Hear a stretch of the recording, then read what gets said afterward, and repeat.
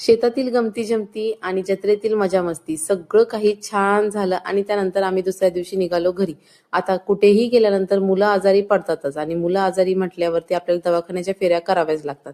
अगस्त्य जुलाब आणि उलट्या करत होता, त्याच्यामुळे आम्ही पटकन दवाखान्यात आलो. सगळ्यात आधी डॉक्टरांनी अगस्त्यला चेक केलं. गप्पा मारत मारत त्याला चेक केलं आणि त्याला नंतर विचारलं की तुला एक इंजेक्शन देऊ का? तर त्याचं असं काहीच रिएक्शन होतं. अगस्त्यचं चेकअप झाल्यानंतर लगेचच बर्फीचंही चेकअप करून घेतलं आणि डॉक्टर इतके छान होते ना, गप्पा मारत मारत मुलांचं चेकअप केलं. त्यामुळे मला असं वाटतं की मुलांचा अर्धा आजार पण तिथेच बरं झालं. आणि त्यानंतर लगेचच आम्ही मेडिसिन्स घेतले. मेडिसिन्स घेतल्यानंतर फ्रुट्स घेतले, कारण आता आजारी मुलं म्हटल्यावरती फ्रुट्सची खूप मदत होते रिकवर होण्यासाठी.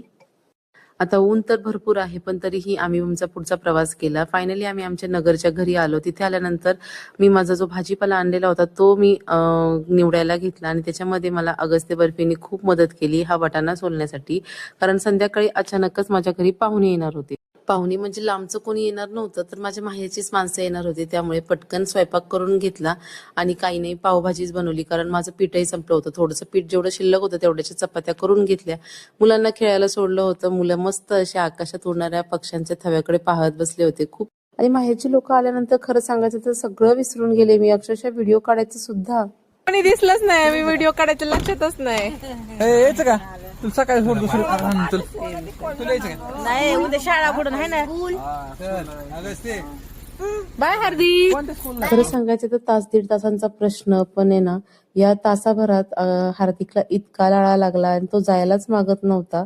इथेच राहावं वाटत होतं त्याला माझ्याकडे आणि अगस्त्य बर्फी सोबत खेळायचं होतं. खूप सारी मजा मस्ती करायची होती, पण काय करणार, त्यांना जायचं होतं आणि त्यामुळेच तो खूप जास्त रडला. जाताना त्याचं रडताना आवाज ऐकून ना खूप वाईट वाटत होतं, पण काय करणार आता, शेवटी प्रवास आहे, प्रत्येकाला हा करावाच लागतो. ते गेल्यानंतर बर्फी अगस्त्य सुद्धा सॅड झाले, पण असो. चला, आजचा दिवस खूप छान गेला.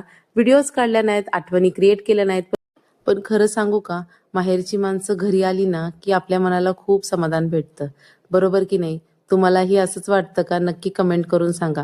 बर्फी अगस्त्य थोडे सॅड झाले होते, पण नंतर त्यांनाही समजवलं आणि असा होता आजचा हा सुंदर असा दिवस. तुम्हाला व्हिडिओ आवडला